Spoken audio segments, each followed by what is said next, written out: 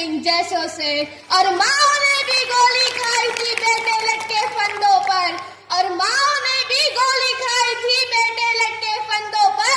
आजादी की डोली उठी है कुर्बानी के कंधों पर, आजादी की डोली उठी है कुर्बानी के कंधों पर। आदरणीय प्राचार्य महोदय, सम्मानित शिक्षकगण एवं मेरे प्यारे भाइयों और बहनों, सभी को सुप्रभात। सर्वप्रथम आप सभी को गणतंत्र दिवस की हार्दिक शुभकामनाएं। मैं त्रिशा कक्षा 9 की छात्रा हूँ। आज के इस पावन अवसर पर हम सब यहाँ हमारा 76वां गणतंत्र दिवस मनाने के लिए इकट्ठा हुए हैं और इसी उपलक्ष्य पर मैं आप सभी के समक्ष 2 शब्द बोलना चाहती हूँ।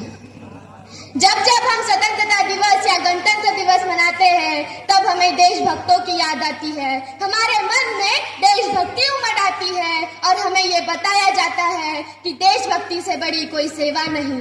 लेकिन मैं पूछती हूँ क्या है ये देशभक्ति? आखिर किसे कहते हैं सच्ची देशभक्ति? सिर्फ राष्ट्रीय त्योहारों के दिन हाथ में तिरंगा लेकर फहराने को, शहीद देशभक्तों को सलामी देने को, भारत माता के नारे लगाने को सच्ची देशभक्ति नहीं कहा जाता, बल्कि अपने परिवार, अपने समाज, अपने राष्ट्र के प्रति समर्पण का भाव है देशभक्ति। हर देशद्रोही के जीवन में आने वाला तूफान है देशभक्ति। धर्मलोकता को पछाड़ कर ईमानदारी से किया जाने वाला हर काम है देशभक्ति। इसे कहते हैं सच्ची देशभक्ति। शहीदों का सपना जब सच हुआ, हिंदुस्तान तब आजाद हुआ। शहीदों का सपना जब सच हुआ, हिंदुस्तान तब आजाद हुआ। आओ मिलकर सलाम करें उन वीरों को जिनकी वजह से भारत गणतंत्र हुआ, जिनकी वजह से भारत गणतंत्र हुआ।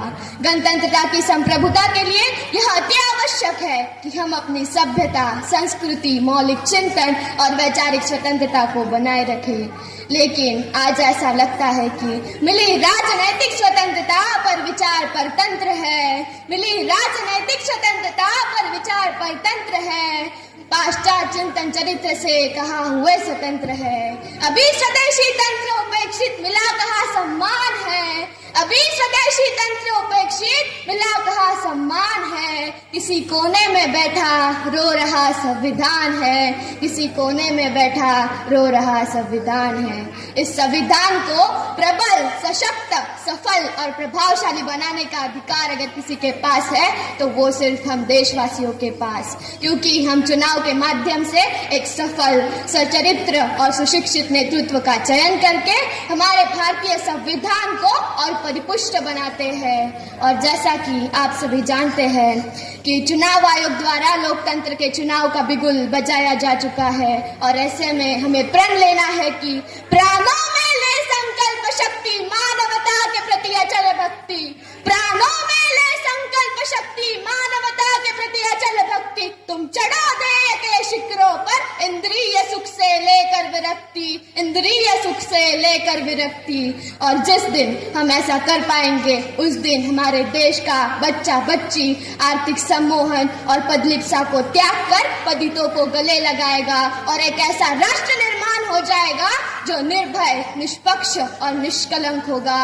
और तब हम ये कहने में सक्षम हो जाएंगे कि कभी तिरंगे की छाया को शत्रु नहीं छू पाएगा, कभी तिरंगे की छाया को शत्रु नहीं छू पाएगा।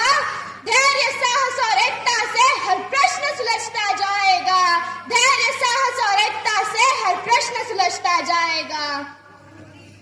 अंत में मैं इतना ही कहना चाहूंगी कि ये वंदन की धरती है, ये अभिनंदन की धरती है, ये वंदन की धरती है, ये अभिनंदन की धरती है, ये अर्पण की भूमि है, ये तर्पण की भूमि है। इसकी नदी नदी हमारे लिए गंगा है और इसका कंकर कंकर हमारे लिए शंकर है। हम जिएंगे तो इस भारत के लिए और मरेंगे तो इस भारत के लिए, और मरने के बाद भी गंगा जल में बह रही हमारी अस्थियों को कोई कान देकर सुनेगा तो एक ही आवाज आएगी, भारत माता की जय। बोलो भारत